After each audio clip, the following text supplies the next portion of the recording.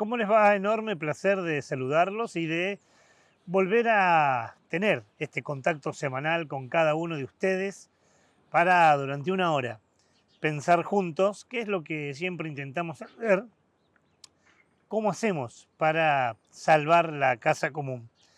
Y en la apertura del programa, como lo hacemos siempre, en un fin de semana muy especial, si nos estás viendo en la segunda edición, la del domingo a la noche, ya seguramente cerrando una jornada muy linda con hijos, sobrinos, nietos. Es el Día de las Infancias. Enorme saludo y abrazo para, como dice Serrat, esos locos bajitos que nos alegran tanto pero tanto la vida. Nosotros aquí para volver a hablar de temas que nos preocupan y que tienen que ver con nuestro entorno. Y finalmente salió la media sanción, porque se aprobó en Senado, hablo de Senado Nacional, tendrá que ir a la Cámara de Diputados ahora, lo que se conoce pomposa, y diría erróneamente, como ley de inviolabilidad de la propiedad privada.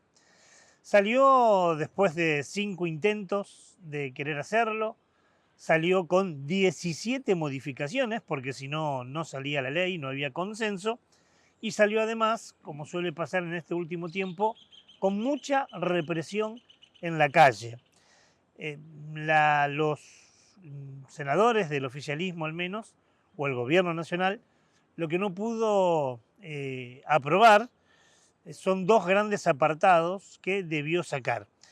Primero, sacó ese apartado o ese artículo que posibilitaba ampliar la extensión de compra, de venta de tierras a extranjeros.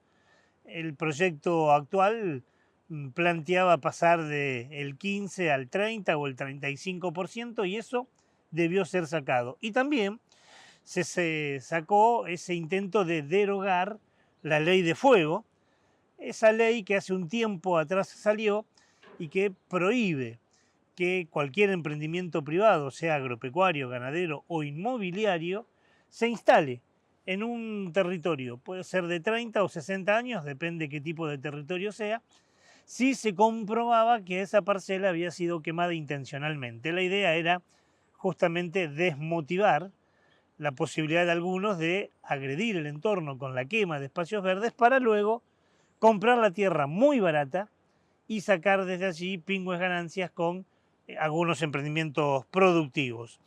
Eh, Bienvenido sea que esto se sacó, pero nos detenemos un tiempo acá porque en estos días y a partir de la discusión de esta media sanción, habrá que ver qué pasa en diputados ahora, pero el oficialismo la tiene más fácil ahí todavía, se dijeron una serie de argumentos muy falaces con respecto a esta temática.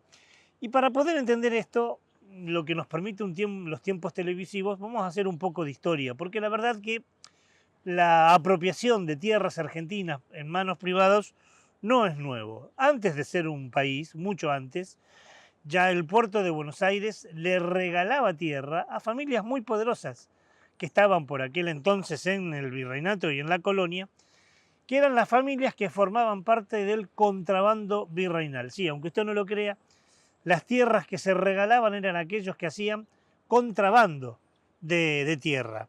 Hablamos de las familias muy conocidas, muy poderosas y muy patricias de aquella época, ¿no? Los Sanchorena, los Alciagaga, los Alvear, los Martínez de Oz. Pero esto no es una opinión, esto está comprobado que fue así. Pero no es el único caso.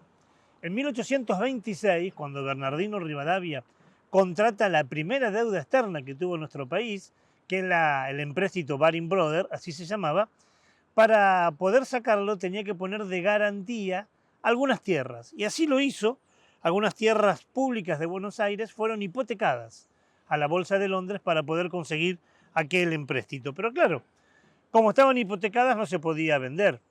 Y en aquel entonces el gobierno nacional de Rivadavia las alquiló a familias también muy poderosas a precios muy pero muy baratos porque claro, no se podía ni vender ni cobrar mucho si eran tierras que estaban hipotecadas. La historia dice que estas familias nunca las pagaron, jamás la pagaron, y años más tarde, por la tenencia de un par de décadas de esas tierras, las escrituraron sin pagar nada. Es lo que se conocía en aquel entonces como la ley de pastor obligado. Así que fíjate que ya arrancamos con tierras, muchas tierras, en manos de familias muy ricas, pero con situaciones no santas, no claras en cuanto a la apropiación de estas tierras. Nos vamos algunos años después, en 1878, sale la ley 947. Era una ley por la cual las familias que tenían mucho dinero adquirían bonos que ese dinero iba para comprar armas para el ejército de Roca, que estaba llevando a cabo la matanza de pueblos originarios en lo que se conoció como la campaña del desierto. Cuando las familias compraban esos bonos se le daban pagarés por el cual decían que una vez obtenido esa liberación, sobre todo de la Patagonia, esas tierras iban a ir a algunas familias. Pero claro, la ley decía, insisto, es la ley número 947 del año 1878, que ninguna familia podía tener más de 400.000 hectáreas, que es mucho, pero más de eso no podía hacerlo. Lo cierto es que con parientes y testaferros, muy poquitas familias se apropiaron de enormes extensiones de tierras de la Patagonia, algo así como 400 personas recibieron 8 millones de hectáreas. Y ahí también aparecen apellidos muy ilustres como Alzarucé, Guerrero, Cambaceres o Luro. Seguramente Luro te suena, porque Luro es el apellido materno de la senadora Patricia Bullrich, que ahora quiere también volver a entrar en esta venta de tierras. Lo cierto es que ninguno de estos tres casos, por nombrar solo algunos, los propietarios tienen papeles legales de tenencias de tierra. Eso para hacer un poco de historia. Si nos vamos al presente, hoy también hay tierras argentinas en manos privadas. Y esto sí es legal porque la ley vigente todavía sí lo permite.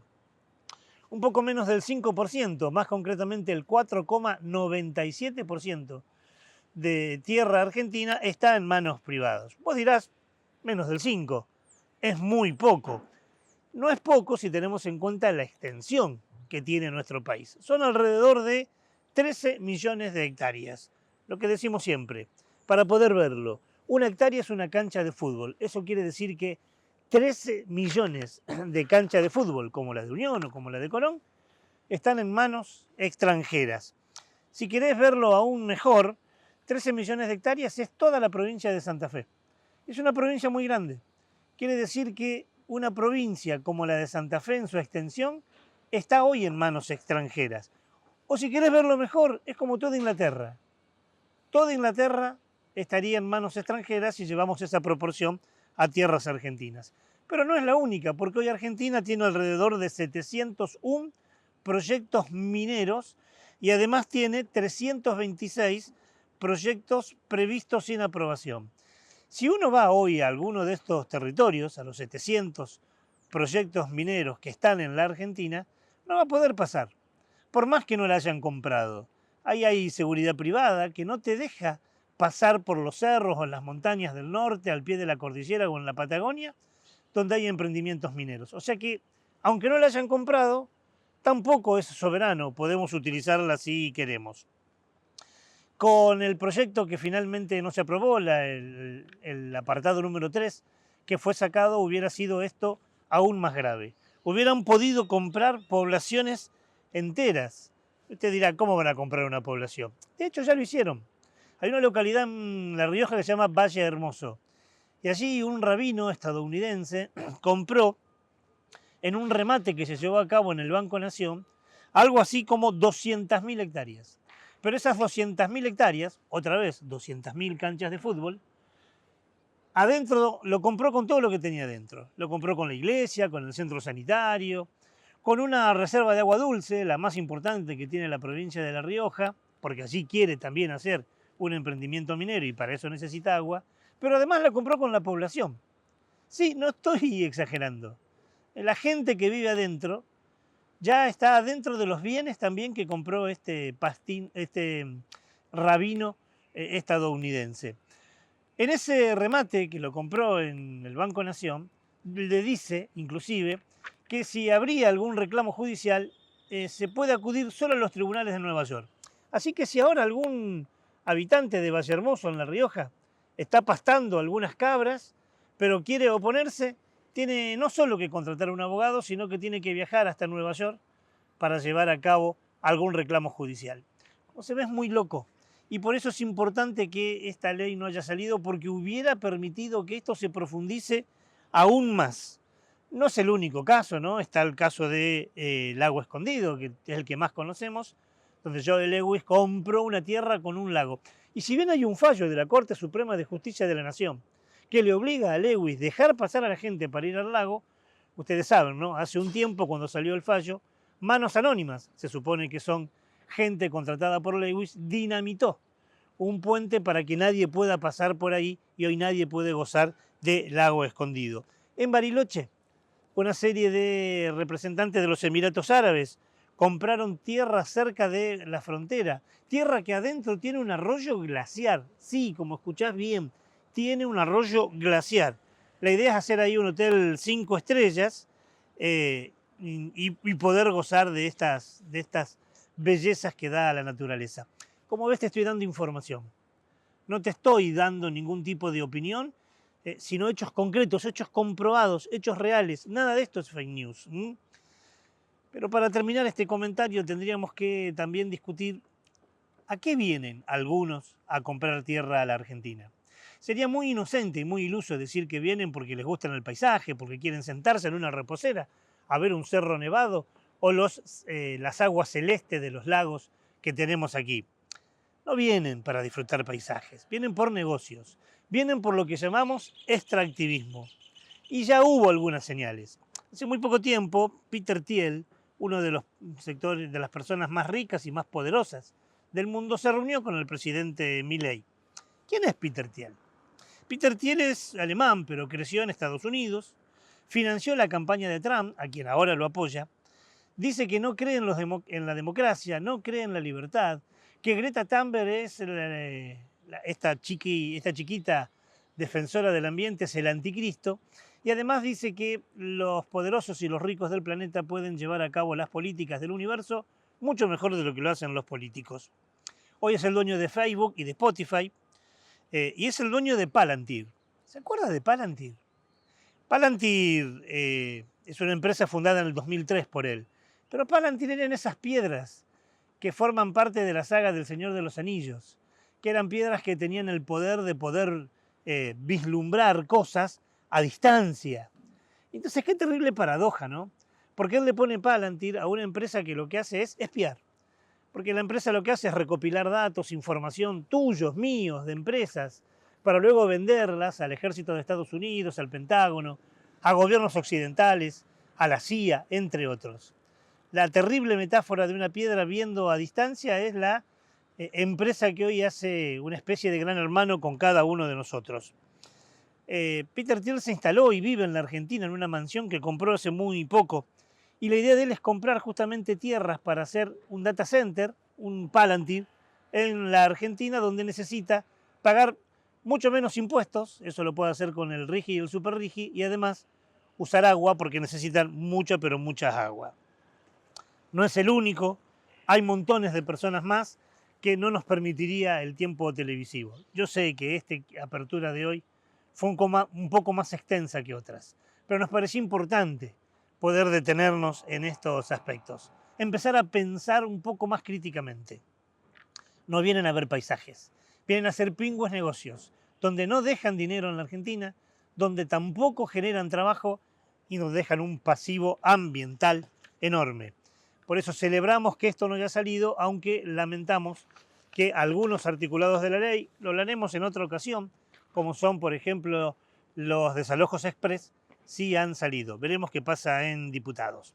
Hoy estamos aquí, abriendo este programa, en este lindo lugar que tiene la ciudad de Santa Fe, que se conoce como Costanera del Puerto, la última costanera creada en nuestra ciudad y que fue inaugurado ya en el 2019, un lugar donde se disfruta de mucha naturaleza, de mucha tranquilidad, hay bastantes silencios, un recorrido peatonal de no más de 4 kilómetros, con bicisendas, con mucho espacio verde, con parte de la laguna y parte del riacho Santa Fe, que está a nuestras espaldas, donde podemos ver árboles que en otros lugares no están todos juntos, porque aquí hay ceibos, lapachos rosados, paraísos, una barranca empinada en esta zona de la ciudad que en otras zonas no hay, lejos del ruido, lejos del smog. Está pensado como un espacio verde. De hecho, hay algunos carteles, uno en cada extremo, que son carteles que habilitan a pensar en conciencia ambiental,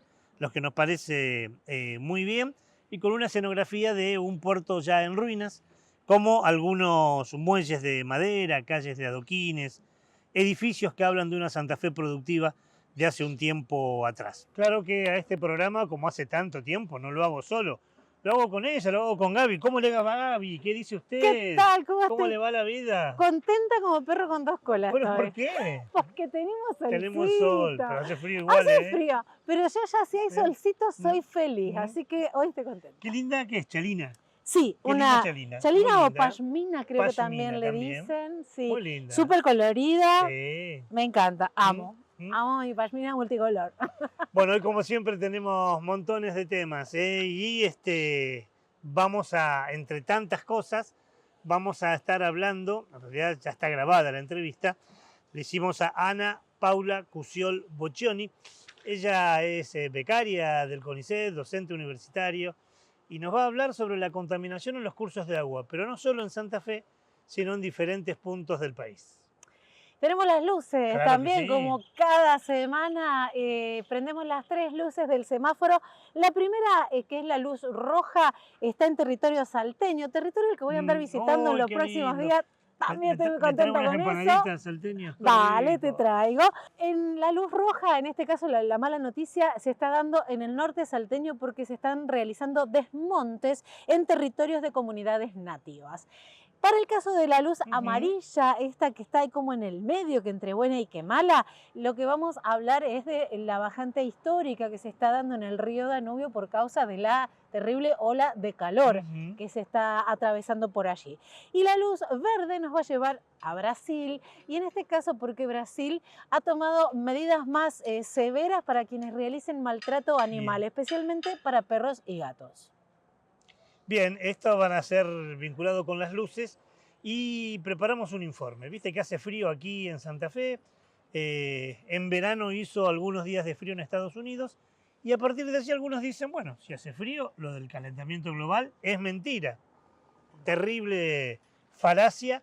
En un informe te vamos a explicar por qué, aunque haga frío, el calentamiento global existe. Estos van a ser los temas de hoy, ¿no? Varios temas. Así es, varios temas, y si querés empezamos con la luz roja. Primera luz del semáforo, se nos prende la luz roja, es la mala noticia de la semana. Encendemos la primera luz del semáforo de esta semana, como siempre es la mala noticia, la luz roja, que en este caso nos lleva a lo que está sucediendo en el norte de la provincia de Salta, porque allí hay comunidades indígenas justamente del norte salteño que están denunciando desmontes en territorios de uso ancestral. Estos desmontes están atribuidos a una empresa privada que se llama Desde el Sur Sociedad Anónima. Los pobladores aseguran que la pérdida del monte chaqueño afecta su alimentación, su cultura y el acceso a recursos naturales esenciales. Los referentes wichí advierten que con la desaparición de especies como el algarrobo, el mistol y el chañar, también se pierden frutos tradicionales, plantas medicinales y fibras utilizadas en artesanías. El conflicto se da en un contexto de avance de la actividad agroganadera en lo que es el Gran Chaco. Las comunidades también denuncian que hay impactos por fumigaciones y reclaman transparencia sobre los permisos otorgados, mientras además exigen que se respeten los derechos territoriales que están reconocidos por la normativa indígena. Esta fue la mala noticia de la semana, pero va mejorando con el transcurso del programa. Ahora vamos a hacer la primera de las pausas. Quédate con nosotros que tenemos mucho más para compartir.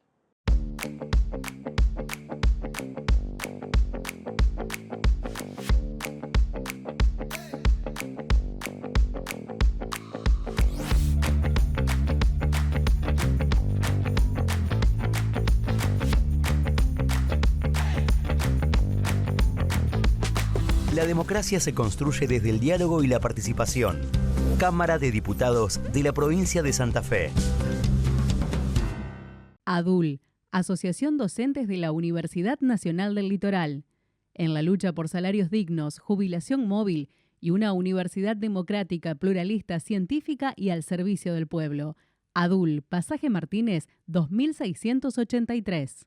¡Atento, Santa Fe, que viene Áspera! Áspera vuelve a Santa Fe festejando 20 años de su disco más polémico y turbio. Bizarra actitud de seguir con vida y de postre te dan los hitazos más nuevos. El viernes 21 de agosto a las 21 horas en Tribus, Club de Arte. Entradas por Sistema Ticketway y su punto de venta. Invitados Caldarian, Dragan y Noy. Busca el link a las entradas, punto de venta, más info en áspera.com.ar. Contiene exceso de pocos. GRUM, Mercado Sustentable, Dietética a granel, Verdulería orgánica, agroecológica, congelados, bicarbonato, limpieza del hogar biodegradable, Avenida Freire 2856, envíos a todo el país, por mayor y menor, Instagram, grum.sustentable. Farmacia Figueroa Sobrero, 87 años al servicio de los santafesinos, adherida a convenio de vacunación de IAPOS, PAMI y otras obras sociales. 3 generaciones trabajando por la salud y haciendo historia en la ciudad.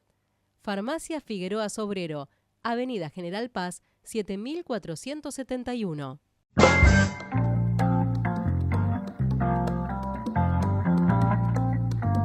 Segundo bloque de nuestro programa de hoy en Onda Verde. Encendemos la segunda luz del semáforo también, la luz amarilla, y nos vamos a ir a Europa, y en este caso a lo que está experimentando el río Danubio. Me estoy refiriendo a una bajante histórica provocada por la actual ola de calor por la que está atravesando Europa.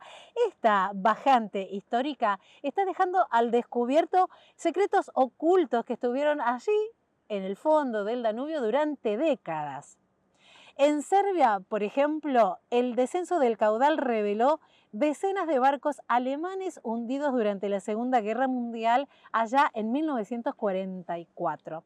Estos restos, muchos todavía con municiones, representan un riesgo para la navegación y obligaron a reducir el tránsito de grandes embarcaciones. Pero no fue el único hallazgo. En Bulgaria aparecieron restos fósiles de un mamut lanudo de la era de hielo, incluyendo mandíbula, colmillos y huesos en buen estado de conservación. El hecho preocupa, ya que la ausencia de agua es una señal de alerta frente al cambio climático y genera problemas energéticos en Europa Central, afectando centrales nucleares que dependen del río para su refrigeración. Así lo expresó por cadena nacional el primer ministro de Hungría, Péter Magyar, que pidió se restrinja el uso de la energía. 5 nap előtt állunk. Holnap a paksi erőmű már egyáltalán nem fog termelni, és a legforróbb 40 fokos napok következnek. Óriási terhelésnek lesz kitéve a villamos energiarendszerünk, a közszolgáltatásaink és persze mi magunk is. És kérem, hogy holnaptól még tudatosabban bánjunk a villamos energiával, a már ismert 17 és 22 óra között, és különösen a 18 és 21 óra közötti időszakban. Kérem, hogy lehetőség szerint minden vállalat, intézmény, önkormányzat és persze minden honfitársunk igyekezzen ezen időszak alatt jelentősen visszafogni, vagy átütemezni az áramfogyasztását. Si bien esto que te estoy contando es grave y podría llegar a ser una luz roja, decidimos ponerla como luz amarilla porque esta bajante del Danubio ha descubierto para nosotros parte de la historia y también de la naturaleza. Vamos ahora en busca de Ricardo, que tiene para compartirnos y presentarnos la entrevista que estuvo desarrollando relacionada a la contaminación del agua. Como siempre elegimos las escenografías de nuestra ciudad o de otros lugares vinculado o relacionado con un tema que hablamos. Y hoy vamos a hablar de la contaminación de los cursos de agua.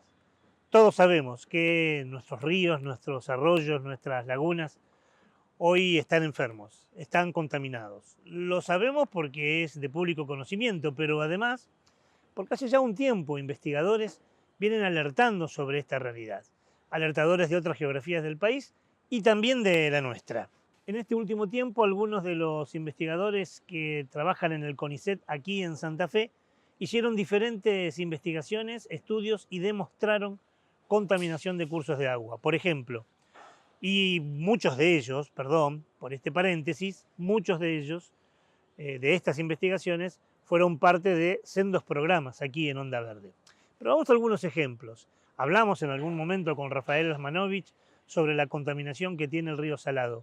Es tan grande que ha hecho que los sábalos que habitan este curso de agua sean los más contaminados del mundo. También hablamos sobre lo que pasa con las lagunas y los arroyos entrerrianos, que están absolutamente contaminados, pero que además contaminan, porque allí desembocan, en el río Paraná.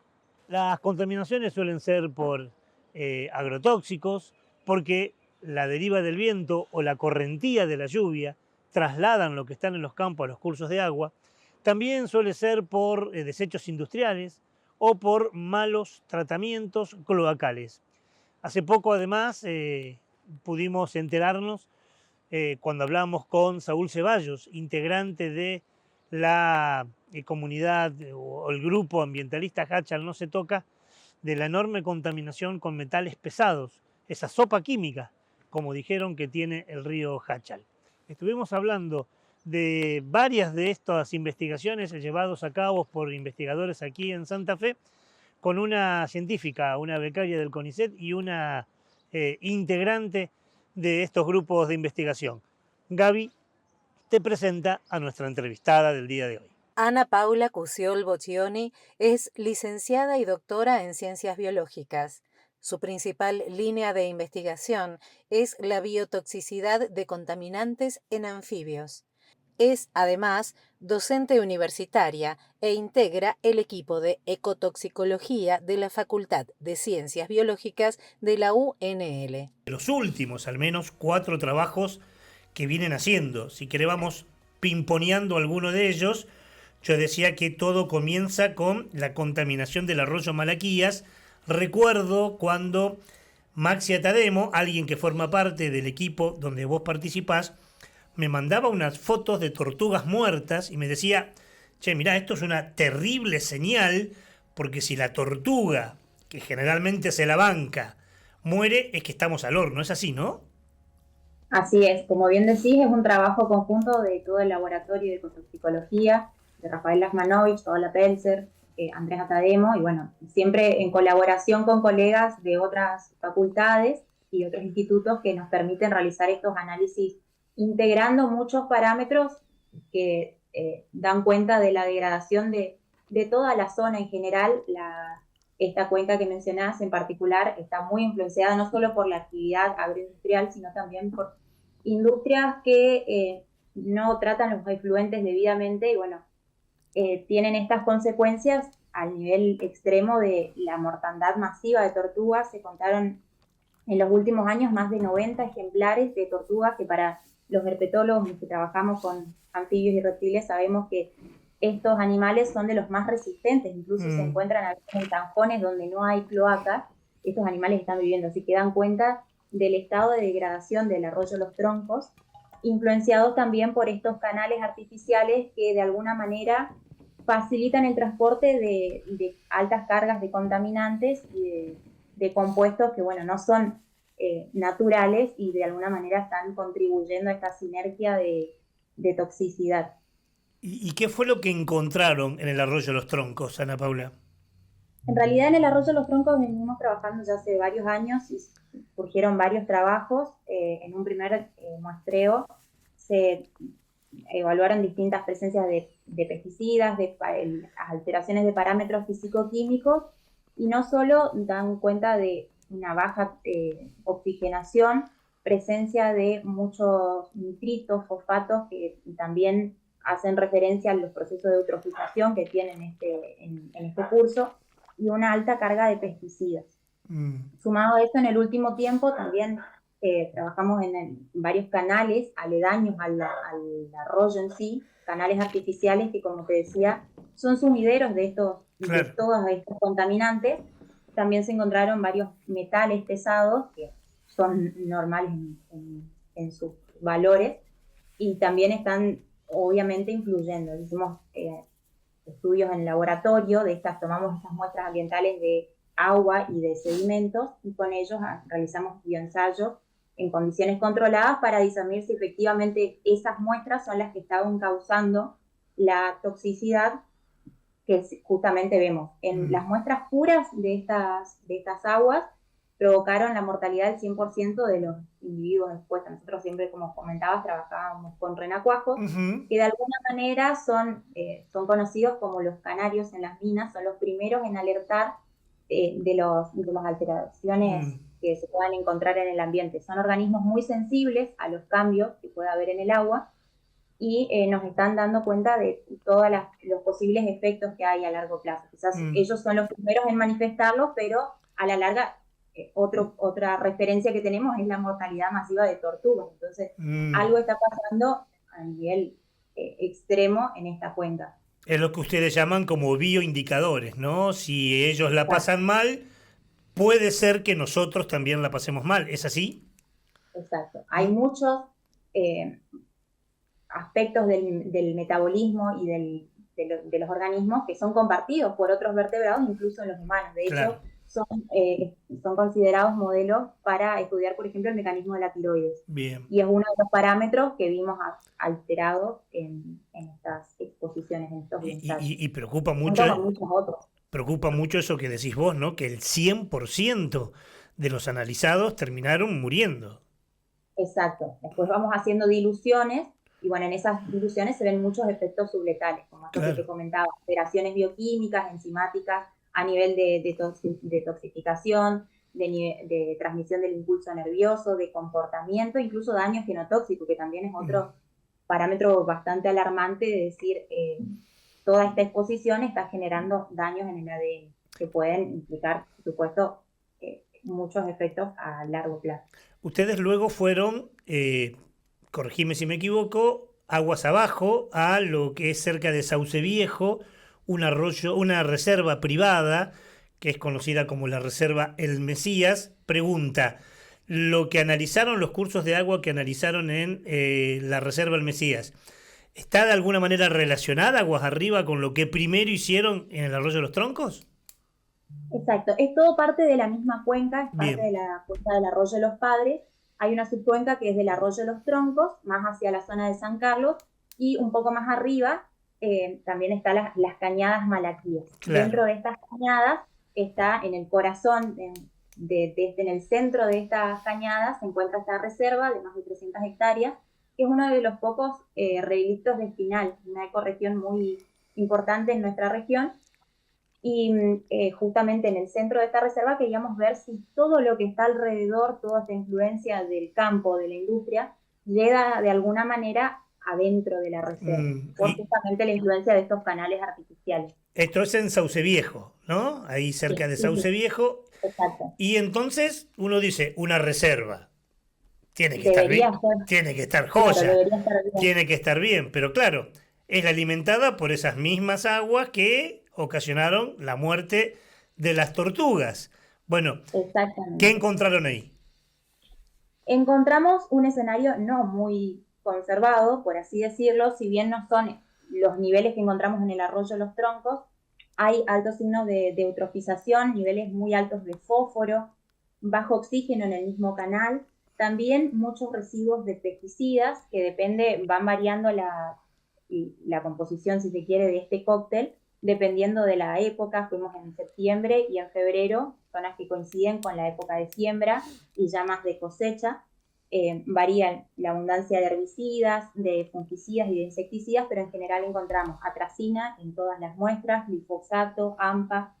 Son prácticamente residuos ubicuos en toda la cuenca, y que están dando cuenta de, bueno, que tarde o temprano por todo el sistema, que es una intrincada red de canales y de arroyos, terminan llegando a estas zonas que son protegidas. Claro. Lo más preocupante todavía es que todo esto termina desembocando en el río Coronda, a menos de 1 kilómetro de la toma de agua que supla toda la zona. Claro. Entonces es bastante complicado, no solo por la reserva en sí, sino para todo la toma de agua de Desvío Orijón, ¿no? Donde se alimentan para consumo muchos ciudadanos. Exactamente. Así que es bastante complicada. Por eso siempre hablamos de los riesgos para la salud única, que son los riesgos compartidos tanto para la salud ambiental, la salud de los animales y la propia salud humana. El término de una sola salud. Exactamente. Ahora, vos me decís que encontraron, tanto en el Arroyo de los Troncos como en la Reserva del Mesías, metales pesados y agrotóxicos. Ahora, los agrotóxicos obviamente llegan al curso de agua por las fumigaciones. Ahora, nadie fumiga un curso de agua, un arroyo, un río. ¿Cómo llegan? ¿Por la deriva del viento? Porque si es así, aquello que nos dicen no, se volatiliza, no hace nada, sería un engaño. Llega de todas las formas. Siempre el transporte general principal es por escorrentía. Una vez que llueve, el suelo se va lavando y terminan escurriendo a los canales principales y a estos que se suman, que son los canales artificiales. Entonces, de alguna manera, estos canales están fomentando el transporte y facilitando el transporte, que de alguna u otra manera terminaría llegando. Se fueron hasta Jáchal. Jáchal es San Juan. Nosotros estuvimos en San Juan hace muchos años. Allí hay una localidad y una agrupación que es Jáchal No Se Toca. De hecho, la semana pasada en nuestro programa de televisión, en el hermanito mayor de este, que es Onda Verde Televisión, entrevistamos a Saúl Ceballos, integrante de Jáchal No Se Toca, porque ustedes, junto con Guillermo Folguera, que es un biólogo de Buenos Aires, también hicieron un análisis del río Jáchal, río que el departamento Iglesias y otros lugares utilizan para consumo humano y que en Jáchal se utiliza como riego de la vid, de la nuez, y allí también el panorama es tremendo, ¿no? Exactamente. Agradecemos siempre a Saúl y bueno, a todo el conjunto de la asamblea que confiaron en nosotros para hacer este informe, junto con el doctor Lachmanovich, Pelzer y Folguera, de más que nada interpretación, porque en realidad nosotros no medimos todos los valores bastante preocupantes que se encontraron, pero sí tuvimos la oportunidad de interpretar toda esta información que la misma ciudadanía está obteniendo por falta de accionar de los organismos que deberían ocuparse de eso. ¿Y qué encontraron allí? Encontraron metales que, digo, porque acá no encuentran agrotóxicos. Aquí lo que encuentran es otro emprendimiento productivo. Allí no hay cultivo de soja, trigo y demás, sino que hay minería a cielo abierto, la minería El Veladero, de la Barrick Gold. ¿Qué encontraron ahí? Hicimos un estudio comparativo no solo del evento, porque todo esto surgió a raíz de una mortalidad masiva también, no de tortugas en este caso, pero sí de peces, de pejerreyes, en noviembre del año pasado. Ya en realidad los antecedentes en la cuenca vienen de hace más de 20 años, que se abrió la mina, tengo entendido, en 2005, y a partir del 2015 empezaron los episodios de derrames, empezaron siendo denunciados por los vecinos y después, bueno, fueron confirmados algunos, solo algunos, pero en realidad hay más de 19 episodios denunciados por aumentos de los metales, de cianuro en la cuenca. En este estudio particular consideramos informes que, bueno, fuimos obteniendo, nos brindó la asamblea, de los análisis de la Universidad de Cuyo, de los peces y del agua. Y también consideramos informes oficiales del CITCAM, que creo que es el laboratorio oficial del gobierno, y programas de monitoreo que van de más de 20 años. Entonces, con eso hicimos una comparación histórica para decir, esto no es nuevo, y además, bueno, comparamos los últimos informes para ver realmente qué estaba pasando en ese momento de la mortalidad. Dentro del contexto corto, agudo de la mortalidad de peces, encontramos no solo altos, o por lo menos normales niveles de oxígeno entre 5 y 7, desde 7 a 8 miligramos por litro de oxígeno. Esos son niveles considerados normales para la oxigenación, que fue el primer ítem que consideraron como para atribuir a la mortalidad de peces. Eso no es cierto. Esto querría decir entonces que los pejerreyes que encontraron muertos no fue por ausencia de oxígeno. Exacto. Es una de las primeras causas que se atribuye a las mortalidades masivas, pero en realidad en este caso ni siquiera aplica. Puede ser una consecuencia a veces el bajo oxígeno, pero en este caso no lo es.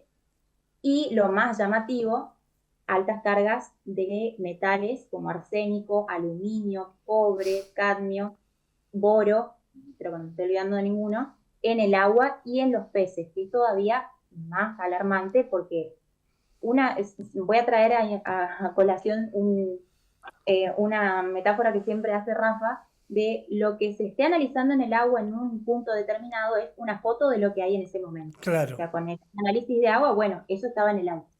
Pero que haya esos niveles en peces de aluminio, de arsénico, de cobre, no es de un día para otro. Eso probablemente fue acumulado durante toda la vida del organismo. O sea, eso da cuenta de una exposición crónica que se va acumulando en los peces. O sea, eso viene de mucho tiempo. 2, 4 años, lo que dure la vida del pez. Peces, además, que son fuente de alimentación de alguna gente, porque en un dique de San Juan se pesca y se come. Exactamente, es uno de los principales recursos de la zona para consumir.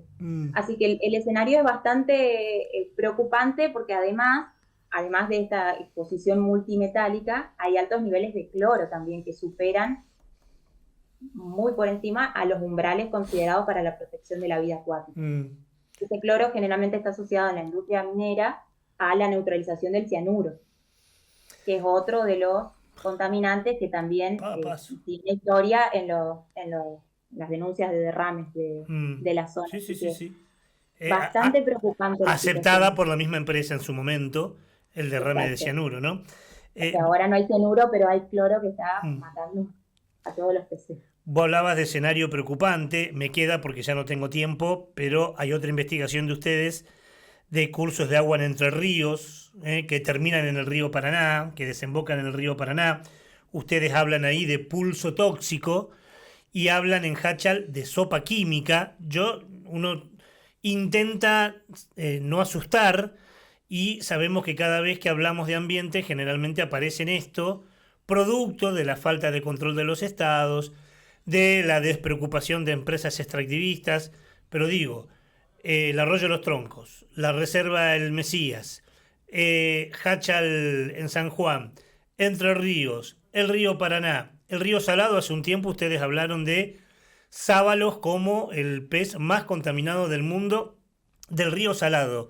Ya estoy viejo yo, pero tomo un término de los pibes. Estamos al horno, Ana Paula. Realmente sí. El salado es otro de los casos que comentaba, que bueno, los peces dan cuenta de la acumulación de contaminantes que viene sufriendo el río a lo largo de años. O sea, no es algo eventual. Y es un ejemplo tras otro en todo el país, no es que es algo puntual de acá del litoral. Así habrá muchísimos casos en todo el mundo. Tremendo. Pero bueno, es lo que estamos estudiando ahora y es realmente preocupante, como decía. Y lo que dicen ustedes siempre, y con esto cierro la nota, digo, la necesidad de que los estados hagan análisis, hagan monitoreos, vean qué pasa y al menos, ojalá esto no pasara, pero ya que sucede y ya que pasa, al menos que se avise a la población para tener cuidados a la hora de el uso del agua para consumo humano o para riego y el uso de los frutos que nos dan los ríos de alimentación, que son los peces transformados en pescados, ¿no? Algo que ustedes siempre dicen, pero que no pasa naranja. Realmente es así. No solo el uso del agua como recurso, sino también toda la producción que se genera a partir de ello. Hay que ponerlo en la balanza, claro, no es solo la producción, sino también el impacto que tiene, que muchas veces es silencioso, entonces siempre es dejado de lado, pero la realidad es que es un hecho y está pasando cada vez más.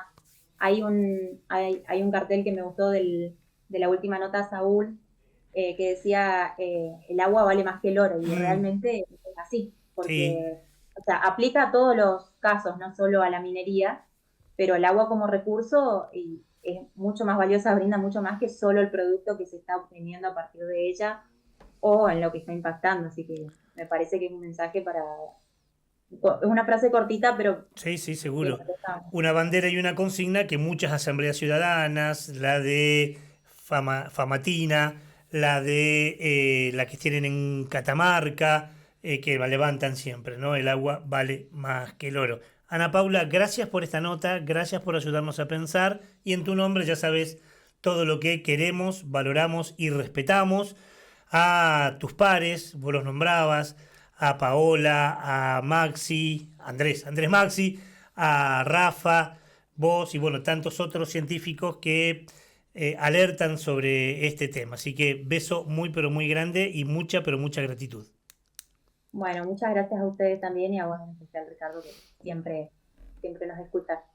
El agradecimiento a Ana Paula y a todo el equipo de investigadores de aquí, del Laboratorio de Ecotoxicología de la Facultad de Ciencias Biológicas de la Universidad Nacional del Litoral, no solo por el tiempo que nos brindan, sino además por el enorme laburo que hacen.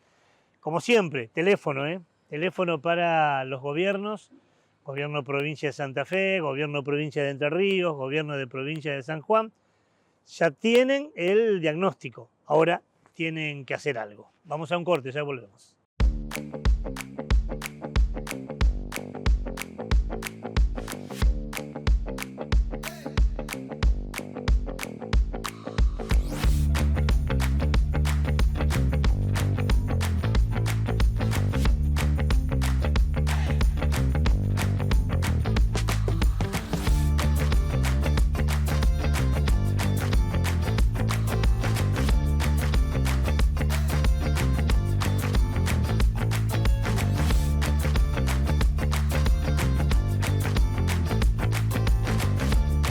APUL, el gremio del personal no docente de la Universidad Nacional del Litoral, trabaja por una educación pública y gratuita, construyendo la Universidad Popular.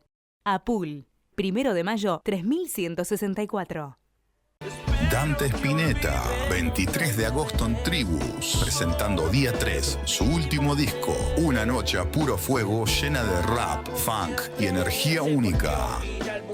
Dante Spinetta en Tribus, anticipadas en boleterías y a través de ticketway.com.ar. Piedra, papel, tijera, casco. ¿Qué decís? ¡Gané! El casco le gana todo. En la ciudad de Santa Fe, ahora las fotomultas alcanzan a los motociclistas. Queremos cuidarte. Con el casco, vos también ganás. Municipalidad de la ciudad de Santa Fe. Estudio Jurídico Cossetini y Asociadas. Nos avalan 24 años de experiencia y excelencia. Accidentes de tránsito y laborales. Consulte su problema. Cossetini y Asociadas. Urquiza 2000. Teléfono 3424 295995.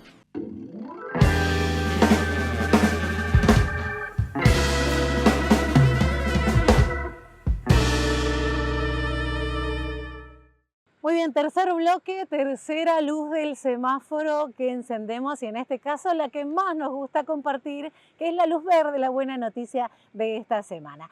Y esta vez se posiciona en Brasil, porque allí en Brasil están llevando adelante medidas para promover el bienestar animal. ¿De qué manera? Bueno, reforzando sanciones para aquellas personas que generen maltratos para perros y gatos.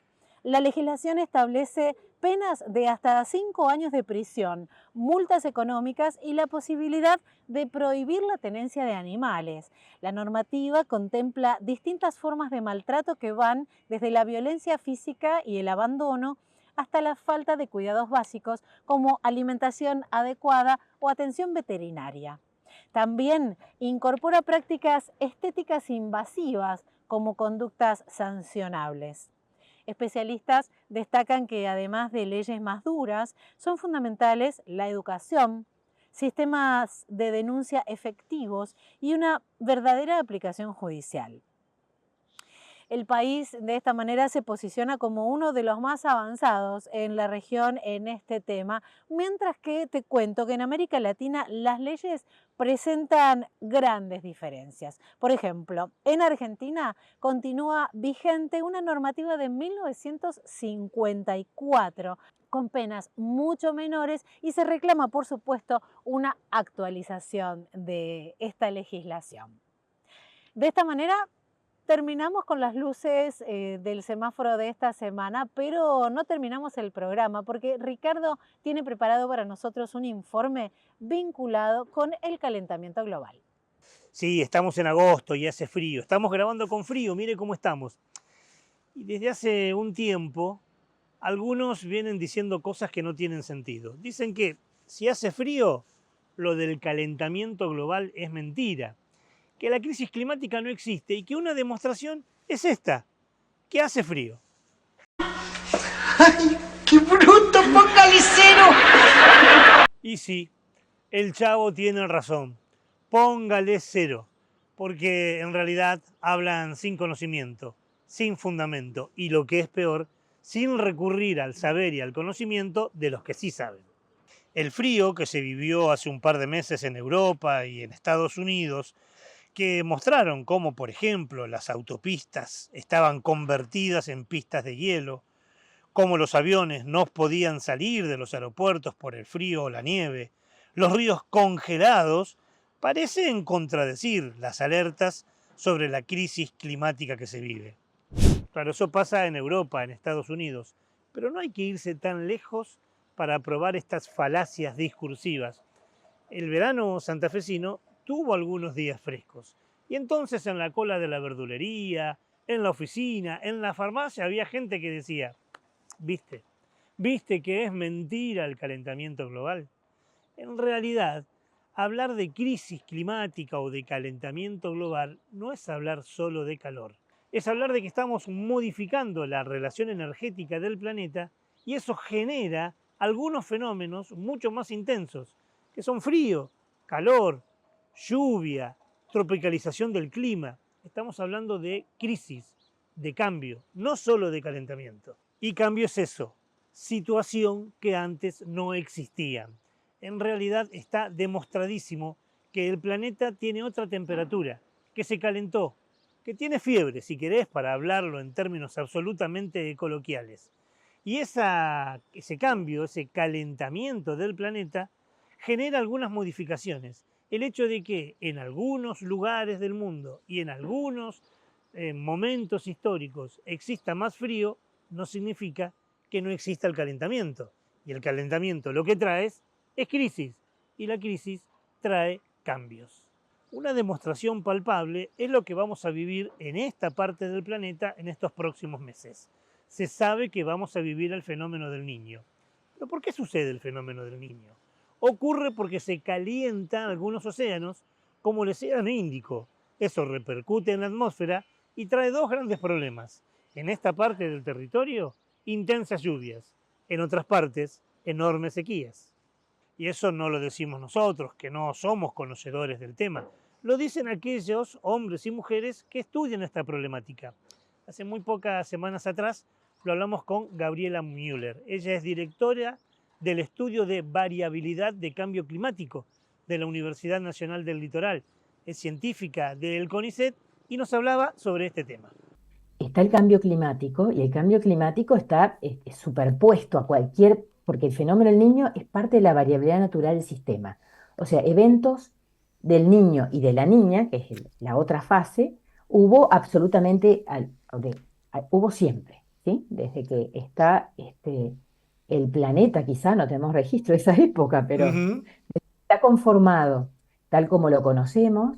Este evento, hay registros, hay paleoniños, o sea, hay registros de muy larga data de que estos eventos ocurrían.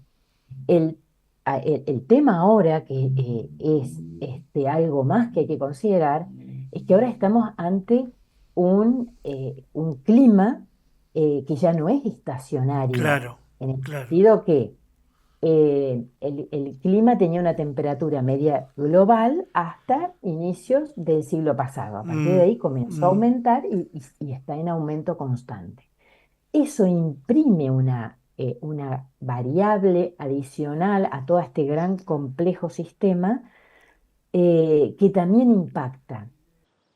Como nos contó la doctora Müller, estos fenómenos pueden existir desde siempre, pero esta actual coyuntura de crisis y de cambio lo profundizan de manera exacerbada. De lo que hablamos entonces es de una situación de modificaciones, de una situación de cambio. Pero algunos se empecinan en decir que si en épocas estivales o en épocas veraniegas hace frío, la crisis climática no existe. Y la cosa no es tan lineal. En estos tiempos el aire frío se concentra cerca del Ártico en invierno, pero en ocasiones se desborda hacia latitudes medias.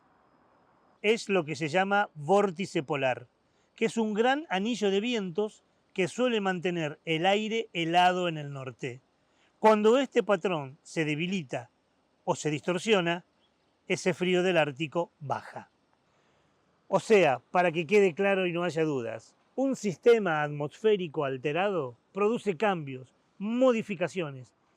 Frío agobiante, calor intensos, lluvias intensas, fenómenos que antes no vivíamos, al menos con la profundidad que hoy se viven. Y eso es crisis, eso es cambio. La ola de frío, las autopistas congeladas, los aviones que no salen de los aeropuertos, no nos está hablando de que el calentamiento no existe. Por el contrario, lo que nos habla es de modificaciones, de cosas que antes no pasaban. Y eso se llama crisis, cambio, crisis climática.